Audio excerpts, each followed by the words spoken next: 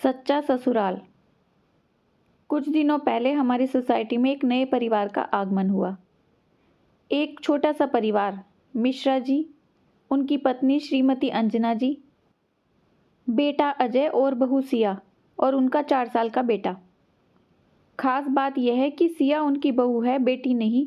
ये बात मुझे अभी हाल ही में मकर संक्रांति पर पता चली, जब हम सब एक साथ छत पे पतंगबाजी कर रहे थे।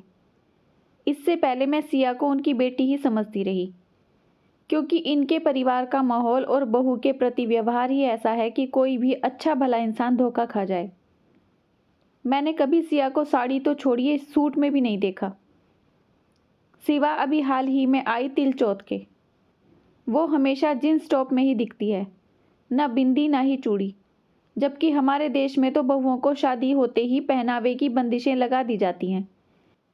जींस टॉप तो दूर की बात है, कुछ लोगों को तो बहू के सलवार सूट पहनने से भी आपत्ति होती है, जबकि सिया आराम से मिश्रा जी मतलब अपने ससुर जी के साथ कार में बैठकर शॉपिंग तक जाती है।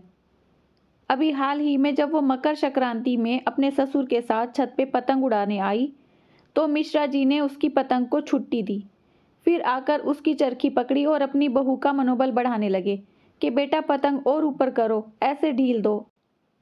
इतने में मिसेज मिश्रा यानी सिया की सास भी ऊपर ही आ गई और मेरी बेटी के साथ खेलने लगी।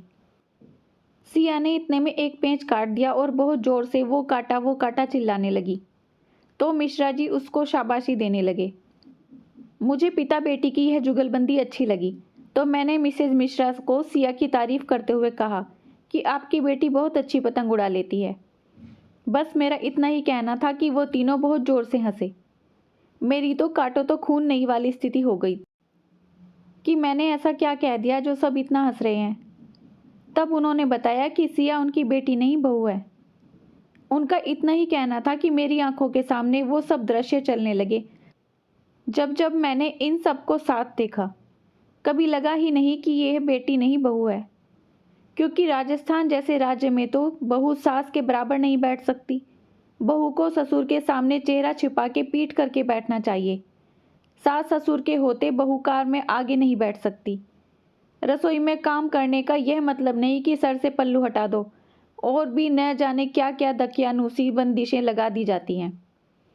वहाँ एक बहू को बेटी की तरह रखना अपने आप में एक मिसाल है। जब सिया ने मुझसे कहा कि भाभी मैं बहुत खुशनसीब हूँ जो मुझे ऐसा घर मिला, इतना प्यार तो मेरे माँ बाप ने भी मुझे नहीं दिया जितना यहाँ ससुराल में मिला।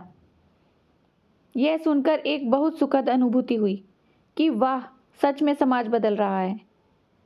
फिर जब मिसेज मिश्रा जी से उनके परिवार की तारीफ की, तो वो सब फिर एक बार जोर से हंसे कि हमने ऐसा क्या किया जो तारीफ की जाए। हमने तो वही किया जो एक ससुराल को अपनी बहू के साथ करना चाहिए।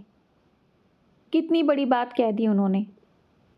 ऐसे परिवार और ससुराल के बारे में कहने के लिए ये कुछ एक शब्द पर्याप्त तो नहीं है, लेकिन एक छोटा सा प्रयास जरूर है समाज की बदलती सोच को दर्शाने के लिए। आपके इस बारे में क्या विचार हैं, कमेंट्स में ज़रूर बताइए। अगर कहानी ज़रा सी भी अच्छी लगी है तो लाइक शेयर सब्सक्राइब करना मत भूलिए।